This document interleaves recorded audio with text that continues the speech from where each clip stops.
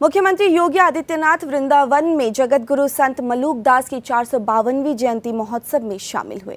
वंशीवट क्षेत्र स्थित मलूक पीठ पहुंचकर सीएम योगी ने समाधि पूजन किया और शिवलिंग पर पुष्पांजलि अर्पित की। इस दौरान उन्होंने कहा कि भारत का राजा कोई विधर्मी नहीं हो सकता। भारत का एक ही सनातन राजा है, वह भगवान श्री राम है। मुख्यमंत्री ने कहा कि जब संत एक मंच पर आते और बोलते हैं तो 500 वर्ष का अयोध्या का कलंक भी मिटकर भव्य श्री राम मंदिर के निर्माण का मार्ग भी प्रशस्त करता है। संत मलूक दास महाराज ने अपने जीवन काल में 4 मुगल बादशाह अकबर, जहांगीर, शाहजहां और औरंगजेब का भी कालखंड देखा। उस समय की क्रूरता को भी देखा। भारत के संतों की यह दिव्य परंपरा है। वह कभी भी किसी भी विधर्मी के सामने अपने मूल्यों और आदर्शों से विचलित नहीं हुए।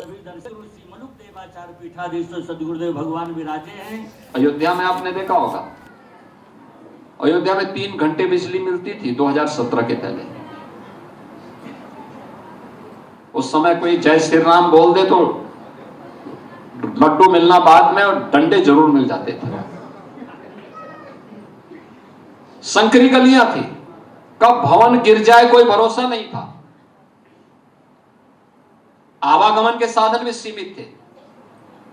आज आप जाइए अयोध्या में, जहां से आप जाएंगे, आज अयोध्या त्रेता युग की याद फिर से स्मरण करा देती है हमको। हमने त्रेता युग नहीं देखा है, लेकिन धर्म ग्रंथों में जो सुना है, जो उसी प्रकार की अयोध्या आज बन रही है। और इन पूज्य संतों की साधना का, इनके संघर्ष का प्रताप है। मैंने जो बताया ना कि संत एक मंच पर आए और एक स्वर में बोले, 500 वर्षों का कलंक मिट गया। अयोध्या में राम मंदिर का, भव्य राम मंदिर का निर्माण हो गया। अगर संतों की एकता में इतनी ताकत है,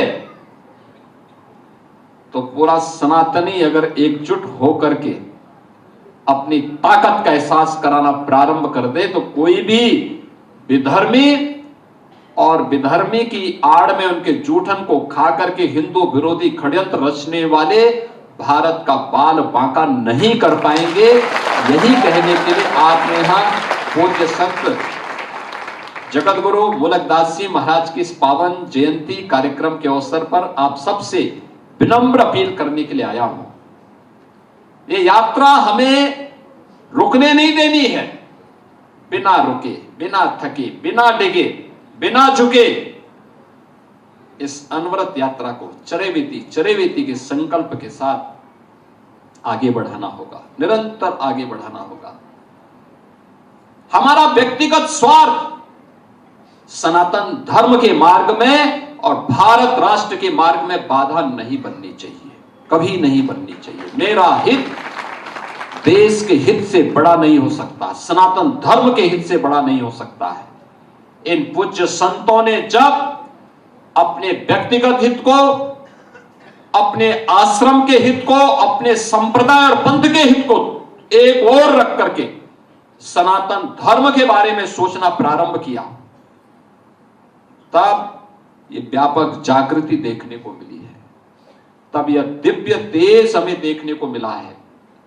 तब यह चमत्कार हमें देखने को मिला है। कई पीढ़ियां गई, अयोध्या में राम मंदिर का दर्शन नहीं कर पाई। हमारी पीढ़ी सौभाग्यशाली है। हमने अयोध्या में राम मंदिर आंदोलन को भी देखा है। हमने अयोध्या में जन्मभूमि को मुक्त होते हुए भी देखा है। और हम लोग कह सकते हैं कि हमने राम मंदिर के निर्माण को और रामलला की भव्य प्राण प्रतिष्ठा के कार्यक्रम के भी हम सब साक्षी हैं।